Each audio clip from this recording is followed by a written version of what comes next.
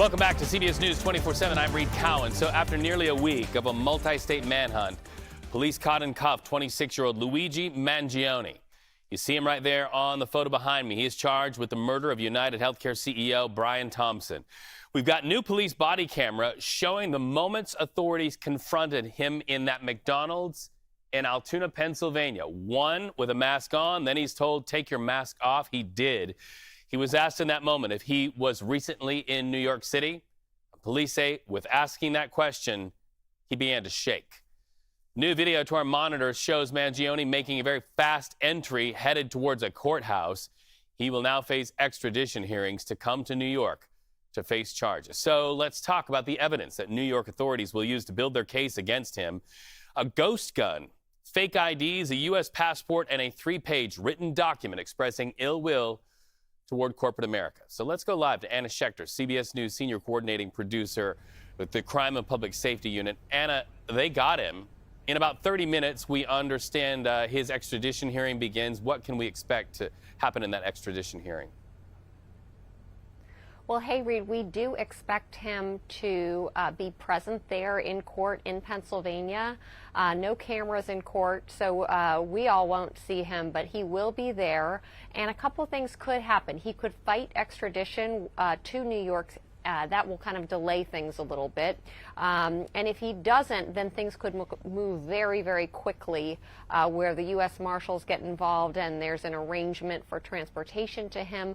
Remember, New York prosecutors have already filed their charges, murder charges, and so that is already in the works. So right now at 1:30, we expect to hear how long that's going to take. It could be a matter of hours, or it could be many days, like up to a month or so. So let's see what happens. If he does fight it, one path would be Governor Kathy Hochul of New York would go to Governor Josh Shapiro of Pennsylvania with a formal request for extradition. So that could also speed things up. Of course, all eyes are on this case, and everybody wants to move this forward. Reed?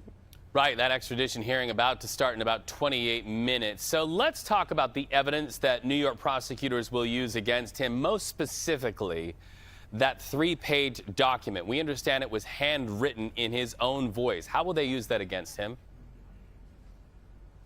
Well, in that document, police say that he attempted to justify his actions. He was railing against corporations and executives who rake in profits, all while the American public doesn't benefit. He actually explicitly said that the U.S. ranks 42nd in life expectancy around the world. So that was a point that he brought up. Police also are homing in on his positive review of Unabomber Ted Kaczynski's book online. They found that. We also found that yesterday. An immediate Google search pulled it up for us.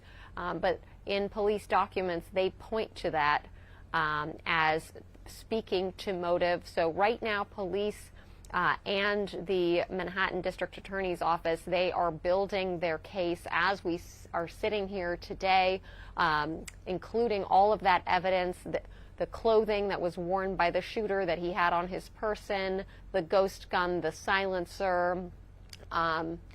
We still haven't nailed down whether that gun is actually the one that he used, but it does fire 9mm rounds, and he had 9mm rounds on him when he was apprehended at the McDonald's. And guess what? The bullets and shell casings found at the crime scene, 9mm. So there is a lot of evidence.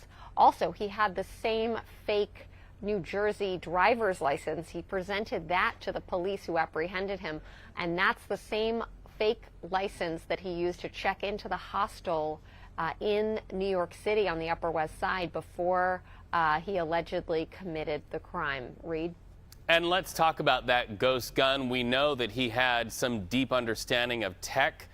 Any chance that that ghost gun was made by a 3D printer? Because that could speak to a whole other conversation in our country. Well, police, our sources say that the gun was 3D printed, as was the silencer. Both were printed on 3D printers. That's in the initial police report from the Altoona Police Department. The question is, did he do that himself? We know he graduated from an Ivy League school, Penn, in 4 years with not just a bachelor's but a master's in engineering. He also taught at Stanford, so he certainly was tech savvy. But it's interesting. One of the lines of questioning in the investigative process on motive, police have noted this anti-tech mentality that he might have shared with the Unabomber. All right. Thank you so much. It's always fascinating to check in because we know you have the very latest information, Anna.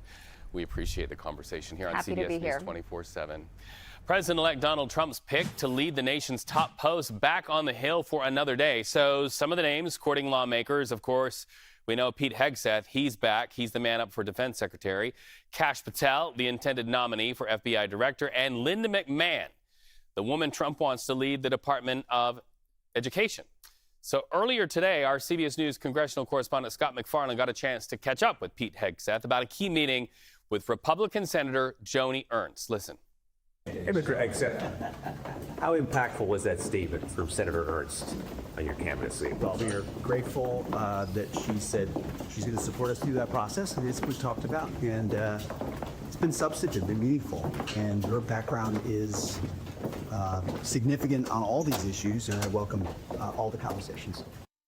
So let's talk to CBS News congressional correspondent Scott MacFarlane live with us now. Okay, Scott, tell our viewers, if they don't already know, what the significance is for Joni Ernst and that conversation with Pete Hegseth. She has been pivotal from the start on this particular position, this particular nomination. Defense Secretary is right in her wheelhouse. She's a former service member.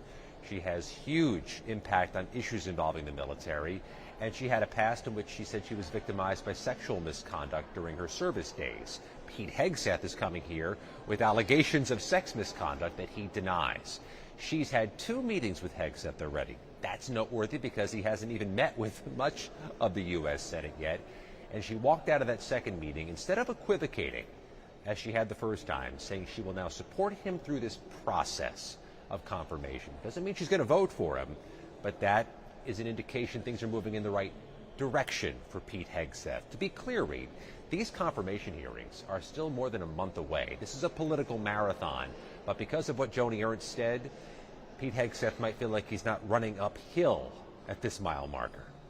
Well, and this marathon also includes some pretty high-profile conversations happening on national television. Scott, I want to ask you about Hegseth on Fox News last night, saying that he wanted to clarify comments that he made about women in the military. Stay with us. Let's listen to this, and then we'll talk about it. I'm straight up just saying we should not have women in combat roles. And I also want an opportunity here to clarify comments that have been misconstrued, that I somehow don't support women in the military.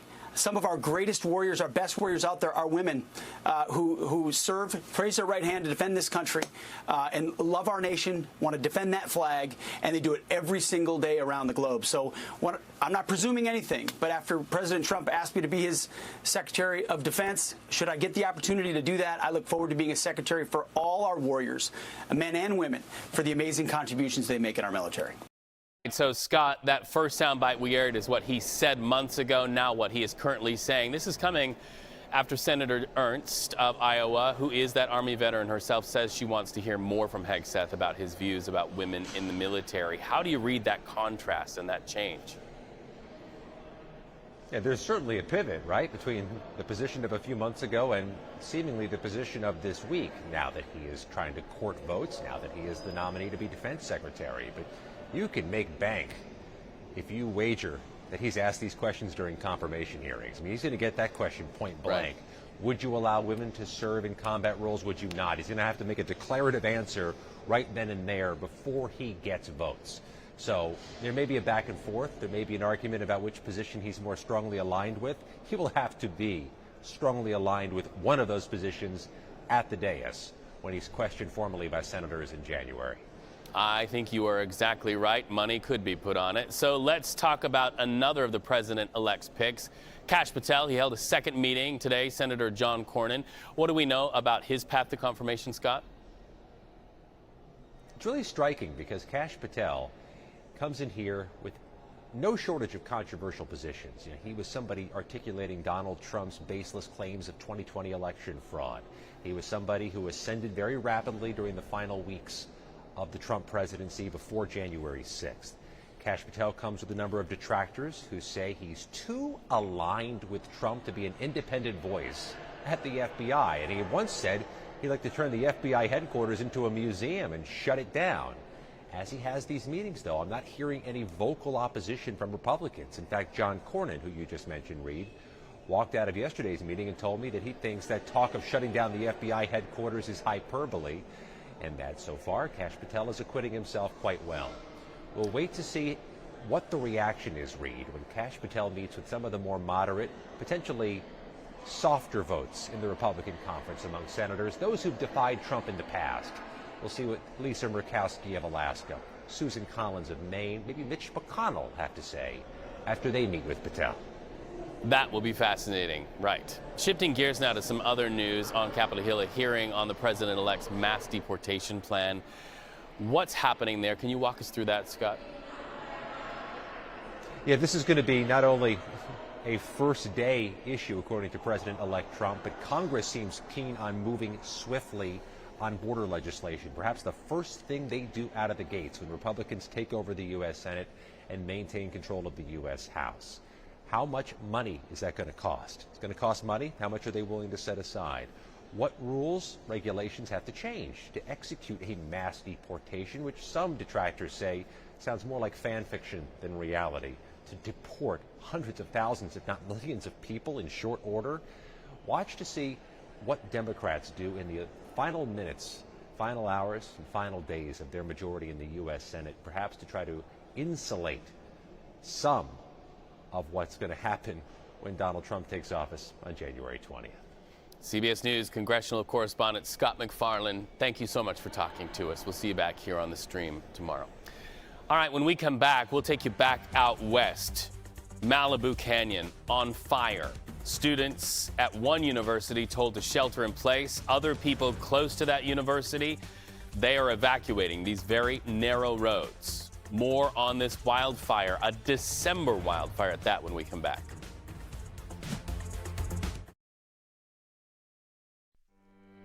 Welcome back, everybody. We want to show you this video to our monitors here. That is a terrifying drive for fire crews traveling through Malibu, trying to battle the fire. You are seeing right there flames climbing up a hill, and in that previous shot, flames on both sides of the road, shooting embers everywhere. In fact, as we look at this orange glow here on the hillside, you can barely see that somewhere down there, there's a road. Now, from above, you get kind of a better idea of how big this fire is. Take a look at the orange glow, and you can see the dump of the water there. Yes, they even fly at night trying to save homes and property. You can see the lights from that helicopter trying to get as close as possible to drop the water on the flames. CAL FIRE says dangerous winds have been fueling that fire. Listen.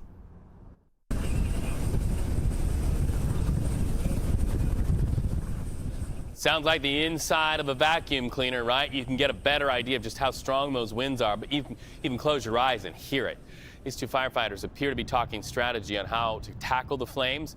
Fire broke out last night near Malibu Canyon, forcing thousands living nearby to get out and get out fast. Firefighters say there are about 8,000 structures in that affected area. The fires also forced Pepperdine University to tell their students just shelter in place. In fact, look at this video from social media showing students sheltering in a library on campus. Some of them are looking through windows, and that is the view they see. Books at their back, flames burning in front of them. The fire is currently estimated at over 2,200 acres, and we have 700 firefighting personnel assigned. Because of the great work of the firefighters that were on scene, we have only a minimal number of homes destroyed. However, I do not have the exact number. Thankfully, we have no reports of serious injuries or fatalities, and this fire is not contained.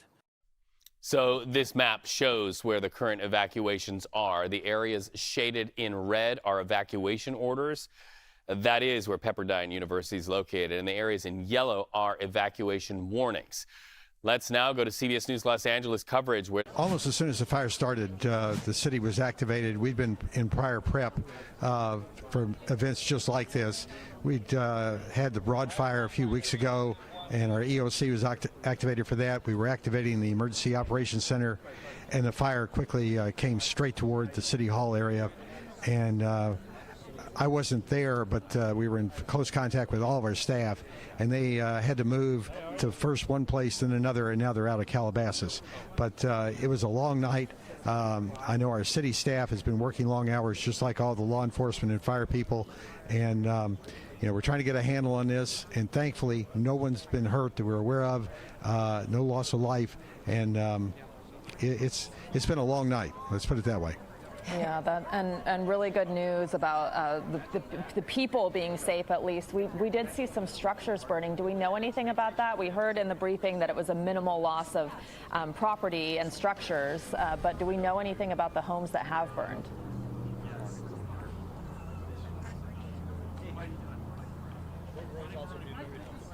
No, we don't really have much information on that. It's going to take a damage assessment of people actually going through.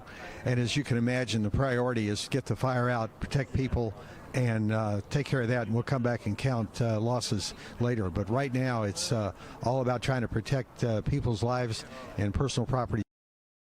that coverage from our partners at CBS News Los Angeles. Let's bring Jess in right now. Firefighting is a science, this we know, and part of that science is looking at the wind. Exactly, the wind and how low that relative humidity is. And this is not just in the Malibu region. We're talking about all the way down to the border of Mexico. We're all under a red flag warning right now throughout that region.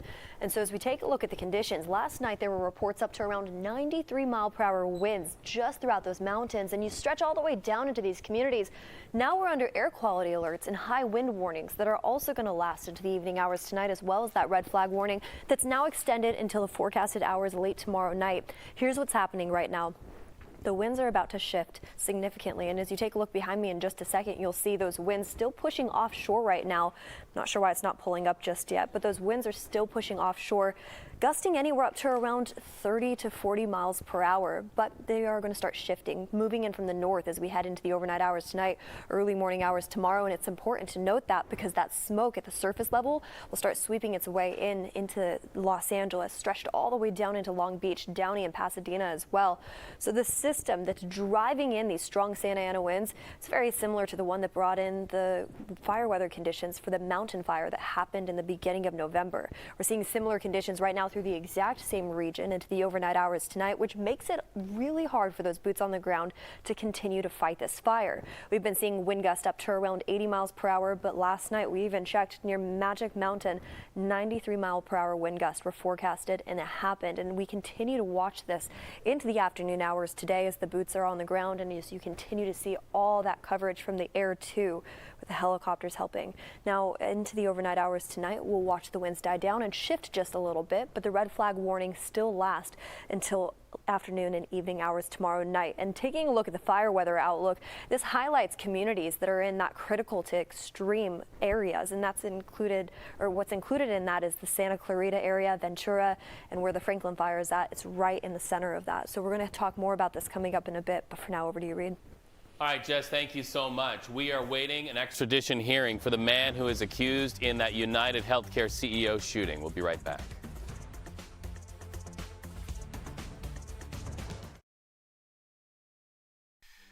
Welcome back to CBS News 24/7. This video to our monitors take us back to Syria, where civilians react to the collapse of dictator Bashar al-Assad.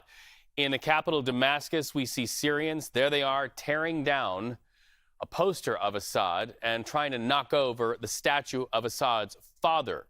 Now, just outside the country, long lines of Syrian refugees wait at the Turkish border crossing, eager to return to Syria after the fall of Assad. In fact, these are just a handful of the millions of Syrians who fled during the country's 13 years of civil war and 50 years of the Assad regime. CBS News foreign correspondent Imtiaz Tayyab takes us to the border crossing.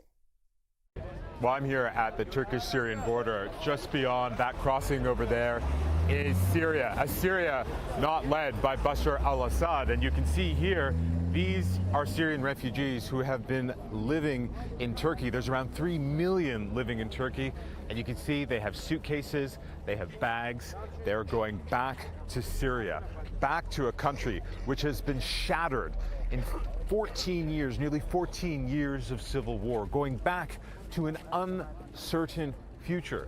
But for the many men here, it is worth it. They are ready to go back. They are ready to rebuild their country. Again, a country that has been shattered by war. In fact, according to UN figures, 96% of Syrians today live on less than $7 a day. There is so much uncertainty with this power vacuum left by Bashar al-Assad.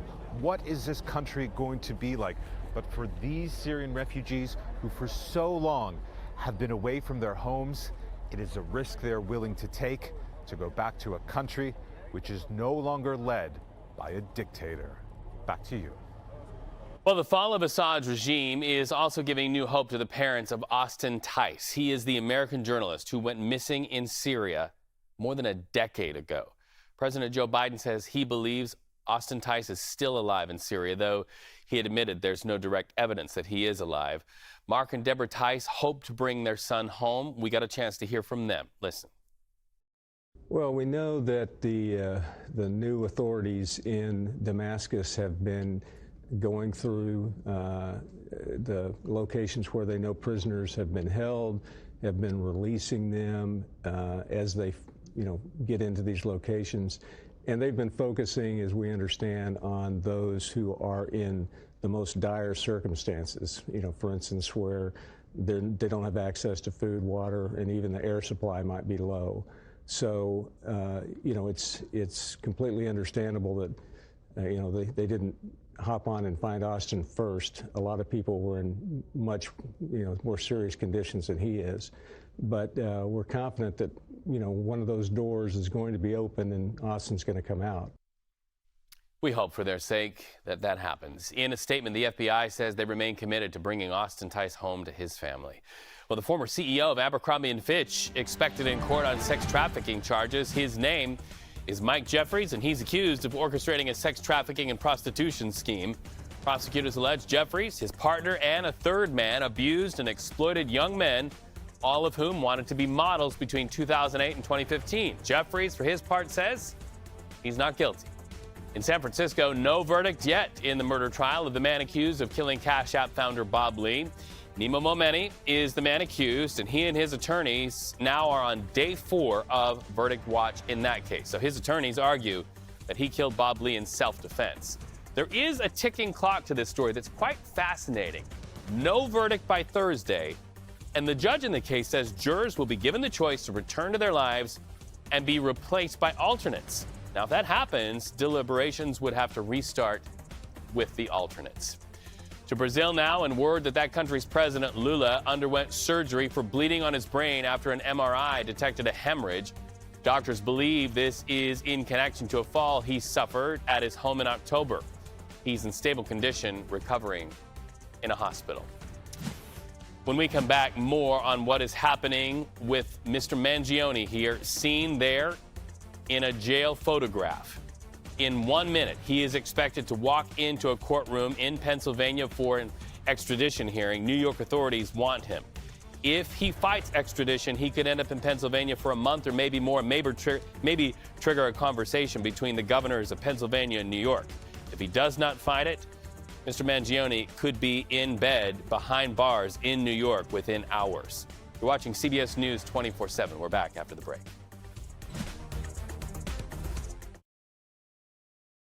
Let's turn now to Washington. Our camera is getting a look into the halls and rooms there on Capitol Hill. That's where 2 of President-elect Donald Trump's picks to lead the nation's top posts look to court lawmakers for another day.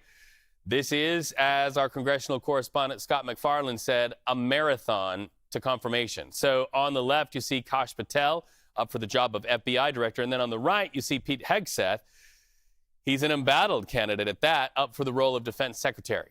CBS News campaign reporter Shauna Mizell is live in West Palm Beach, Florida. Shauna, let's start with Pete Hegseth, as we have for several days now. What are we hearing from Team Trump by today about his chances of being confirmed? And Does a show of support from key Senator Joni Ernst really show a sign of changing tides for Mr. Hegseth? Yeah, well, Pete Hegseth is actually moving full steam ahead. He still has the support of President-elect Donald Trump. That's something that he touted in a Fox News interview, as well as that support from Senator Joni Ernst, who is going to be a key player in pushing his nomination through. Hegseth actually said that he is really grateful to have her support, but it's important to pay attention to Ernst's words, because she said that she supports him through the process. She didn't say that she actually supports his nomination, but he's still pushing full steam ahead and seeking to get in front of some of the controversy surrounding him. Actually, let's take a listen to what he said on Fox News last night. I'm straight up just saying we should not have women in combat roles. And I also want an opportunity here to clarify comments that have been misconstrued that I somehow don't support women in the military. Some of our greatest warriors, our best warriors out there are women who serve, raise their right hand to defend this country and love our nation, want to defend that flag, and they do it every single day around the globe. So I'm not presuming anything, but after President Trump asked me to be his Secretary of Defense, should I get the opportunity to do that, I look forward to being a secretary for all our warriors, men and women, for the amazing contributions they make in our military. So, Shauna, we heard in that really soundbite. seeking to clarify his. Oh, Sean, I apologize. Oh, sorry, Reed. I was saying Hegseth there is seeking to get in front of some of those previous comments. He said that they were misconstrued, his comments about women in combat. Yeah, and my apologies to you, Shauna, for that. Listen, I did not hear, though, that second soundbite was walking back regarding talking about women in combat. The first soundbite, he said straight up women in combat was something he definitely didn't agree with. But that second soundbite, he said women in the military. Do you see that comparison there? Yeah, well, he said that women in the military have been some of those that raise their hand and, say that they're going to go into combat. It's something that he's been trying to get in front of, particularly because Joni Ernst is a combat veteran herself, and he's going to need her support. He's going to need it. All right, so let's talk about Kash Patel. He's also making the rounds today. What's the latest on his efforts on the Hill? And he's widely said he wants to overhaul the FBI if confirmed. A lot of support there in Florida at Mar-a-Lago from the president-elect. What are you hearing on Kash Patel? Well, Kash Patel actually met with Lindsey Graham, the senator of South Carolina, today up on Capitol Hill. Now, Patel has been a controversial figure because he's often referred to the FBI as the deep state, and this is the department that the president-elect has now nominated him to head. He has said that he will go after not only those in the government, but also journalists, and talked about things like moving the FBI building out of D.C., actually shutting down that Hoover building. But we know Christopher Wray is still the FBI director, so he would either have to be fired or step down for Patel to actually take this position. Yeah, we also understand the president-elect is still rolling out these nominations. He released another list of names last night. Does anybody stand out to you?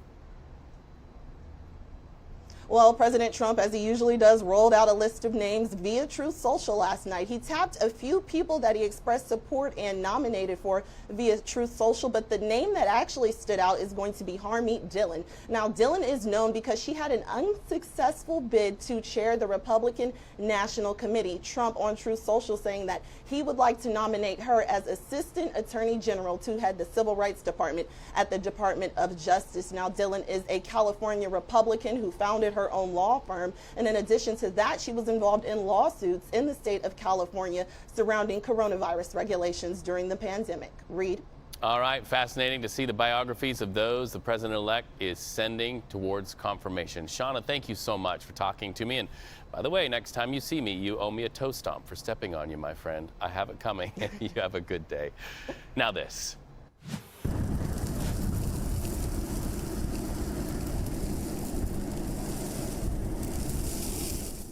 Fires are alive and they breathe.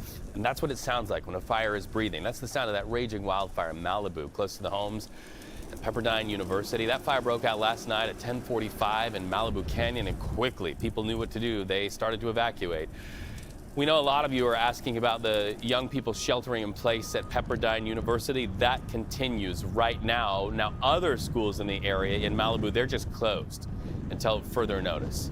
We're also watching how many acres are burned by this fire. At this hour, 2,200 acres burned.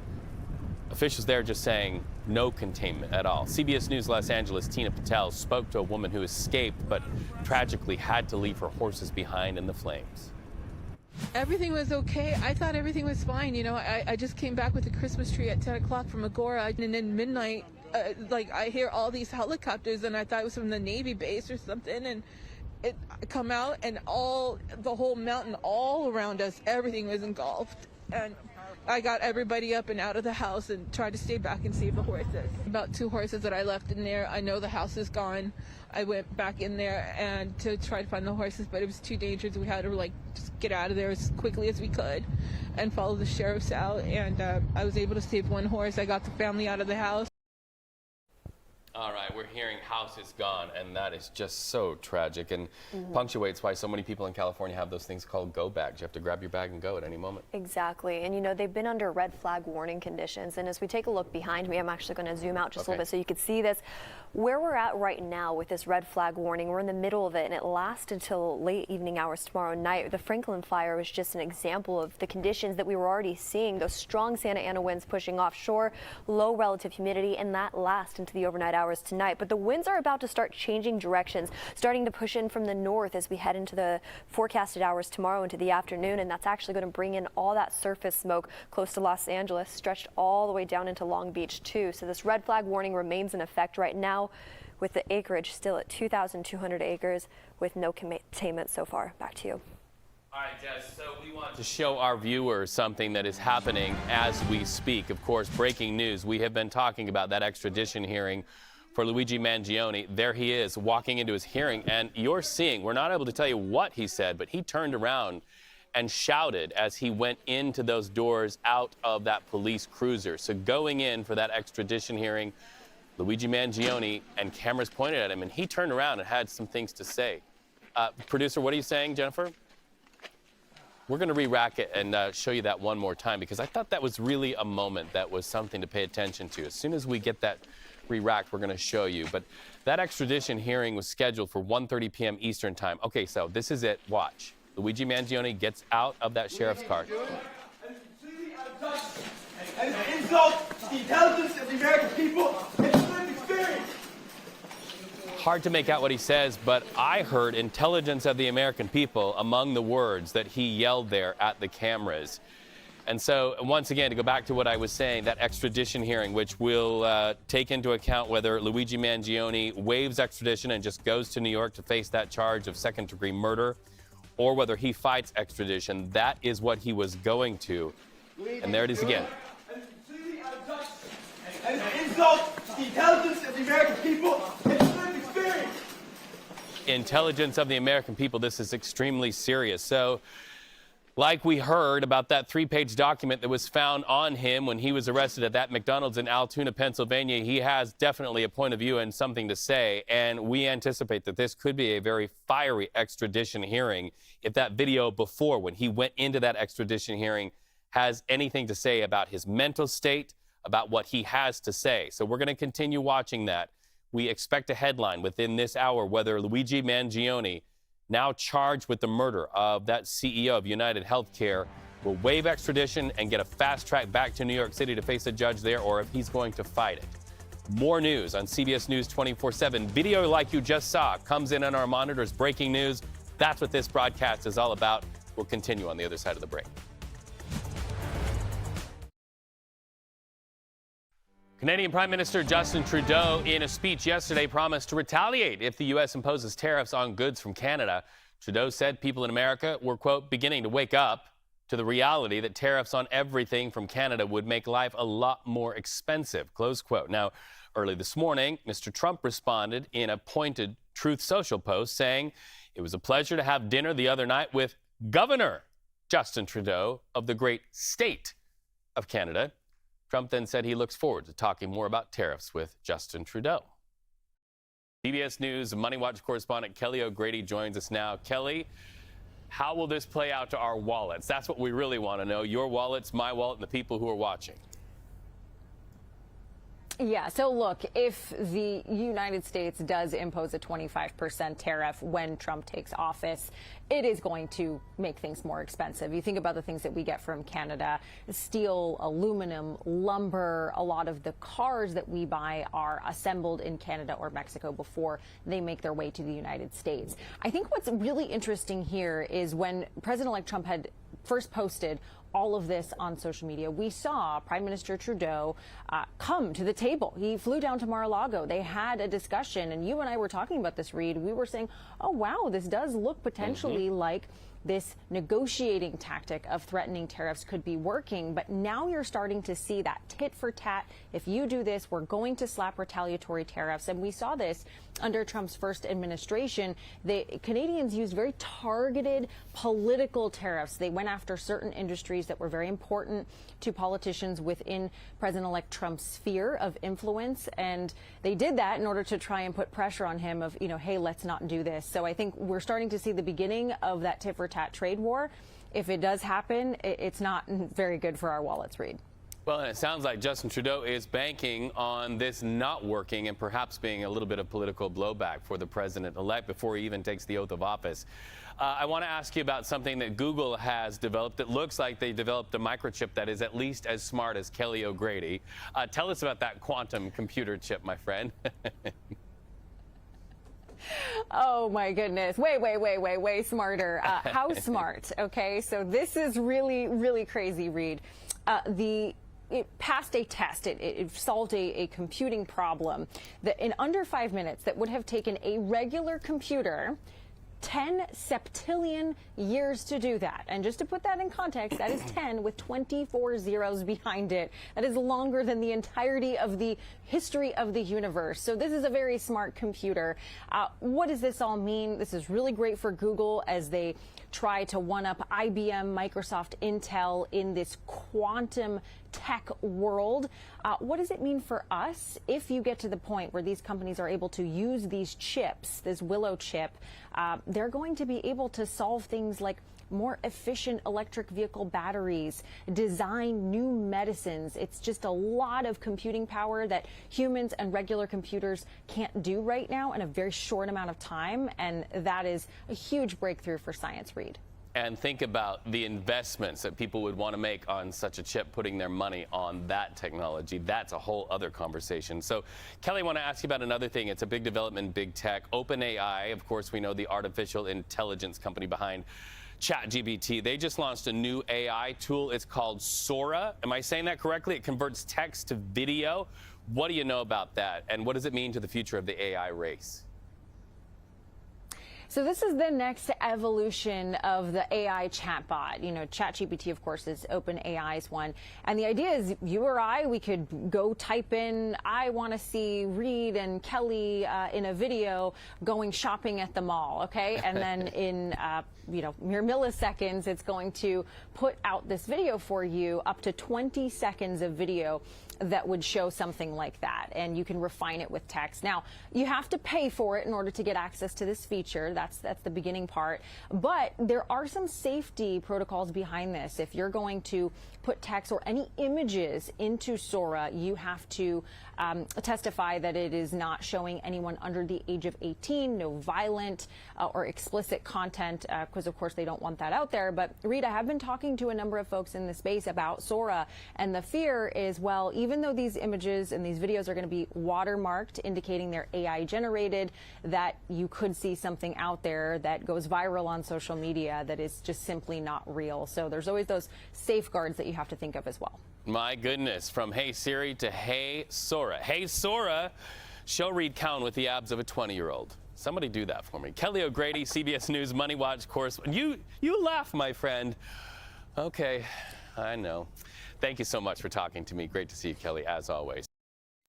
All right, when we see it, you see it. We have this new video coming into our monitors right now, seeing the man who is accused in the murder of that healthcare CEO in New York going into his extradition hearing in Pennsylvania. We wanted to let you hear what Luigi Mangione had to yell at cameras before going in for that extradition hearing. Listen.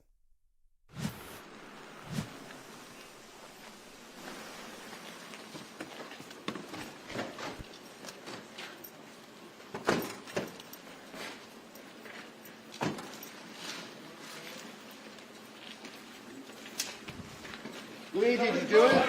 And it's completely out of touch. And it's an insult to the intelligence of the American people and its lived experience.